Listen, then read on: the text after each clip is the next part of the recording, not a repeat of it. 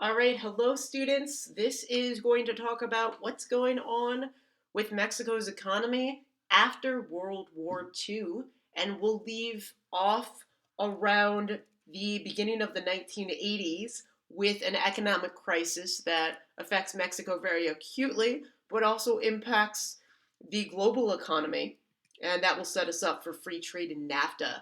Okay, cool. So we already did this in class. We broke away. We talked about these terms. That's what this video is designed to talk about.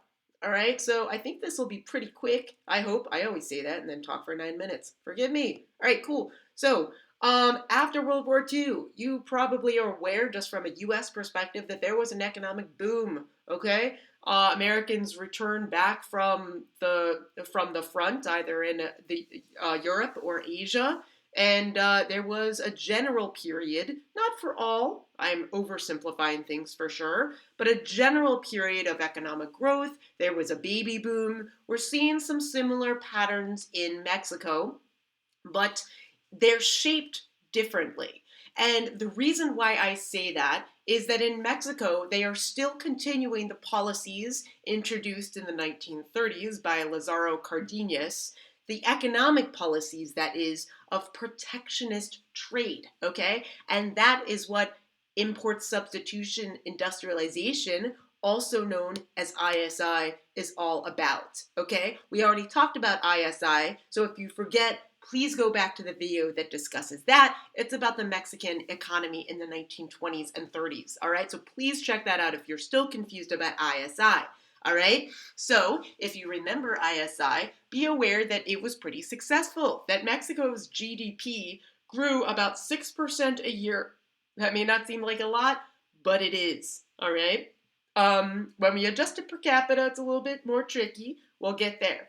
All right, so in general, Mexico also experienced a period of economic stability following World War II, and because its economy and its population was growing rather rapidly. Check out this population growth. Mexico decides actually to borrow money, and they borrow money to build up its infrastructure, things like roads, electricity, plumbing, etc. All right, one may ask, why is Mexico borrowing money when it's experiencing economic growth? Well, they are predicting more economic growth, and they believe that that will ensure that they can pay off any loans they take out. This is a huge spoiler. They're not going to be able to, because the market is going to take a dip. All right? It's difficult to borrow money. It's always a risk. When you borrow money and then the economy takes a nosedive, then that could create a very dire economic situation for the borrower and for the lender, and we'll get there in a second. The other thing that's going on in Mexico after World War II is that the society is increasingly urbanizing.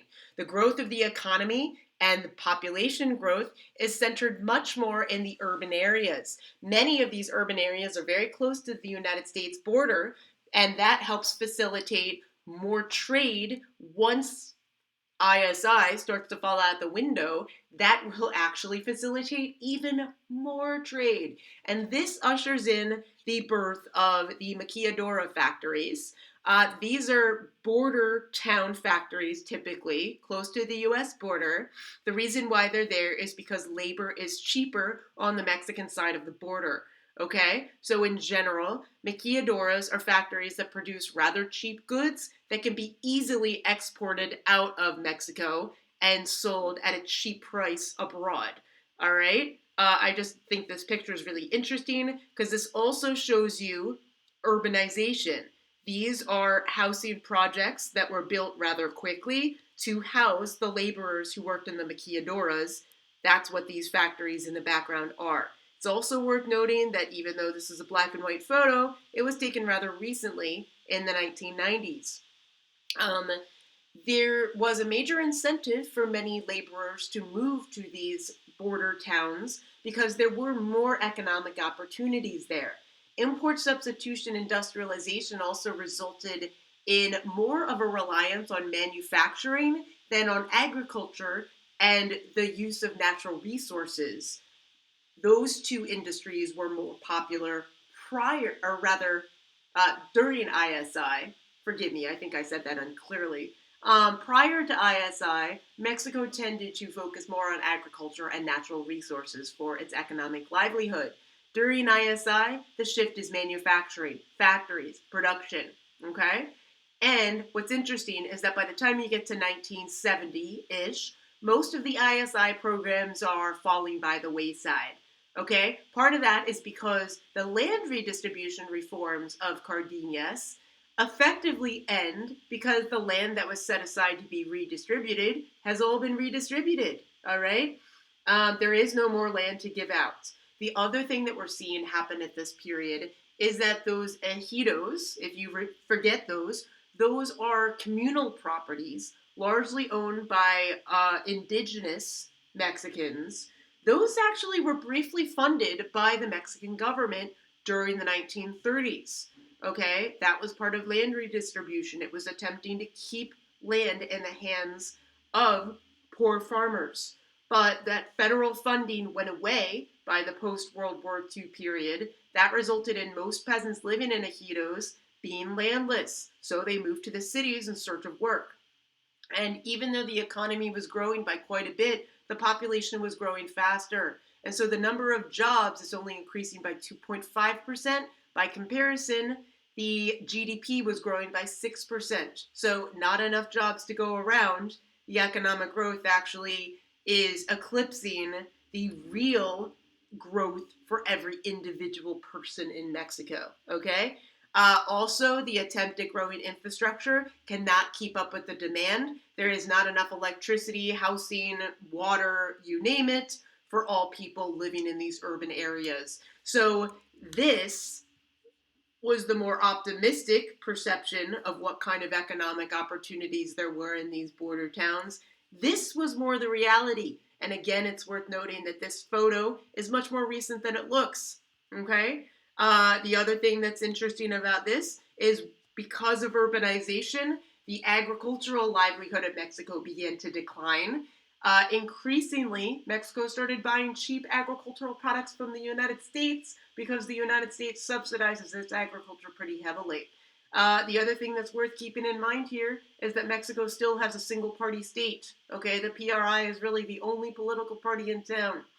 The middle class in Mexico tends to remain pretty loyal to the PRI, and the reason why that is because the economic reforms, the economic policy tends to actually be pretty favorable towards the middle class. Urbanization and increased reliance on manufacturing, that produces more lucrative jobs for the middle class. Many of them own these factories, they manage these factories. They're making a pretty decent wage. And so they tend to support the PRI, but the working class becomes increasingly disillusioned and angry with the PRI. And that's because of the drastically high unemployment rate. This number is the employment rate, you guys. This is like Great Depression beyond level unemployment by 1970 in Mexico. So what's the solution going to be? We're going to talk about that in a second. I think this is interesting. This shows us the GDP growth, but then this, I'm going to skip Tlatelolco for now. This shows us the per capita GDP, and we see that it really truly takes a nosedive if we adjust it for each individual, okay? We're going to actually pause here because a future video talks about this slide. Real quickly, watch this video on your own. But a good example of the working class's disillusionment with the PRI happened in 1968 with the Tlatelolco Massacre. You all know that the Olympics are a very popular global event that happens, well, every 2 years if you account for summer and winter.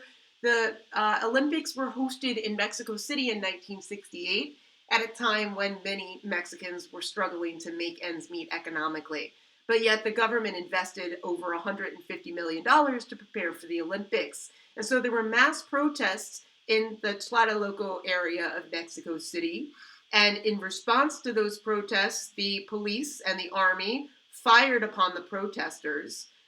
When the smoke cleared, the official government records said that 44 people were killed in the crossfire, but historians estimate that it could have been between 300 and 400 people instead. So it's interesting to compare that to some of the other events that we study throughout our Cold War narratives. The Prague Spring comes to mind because it was literally the exact same year. So consider also how single-party states can use military force to attempt to stop political dissent. That's an interesting way to stop here. There are 2 more videos that are already recorded that are on the next 2 topics, and I'll try my hardest to get a few more NAFTA videos recorded before I see you in 2 weeks. Thanks for watching. Stay tuned.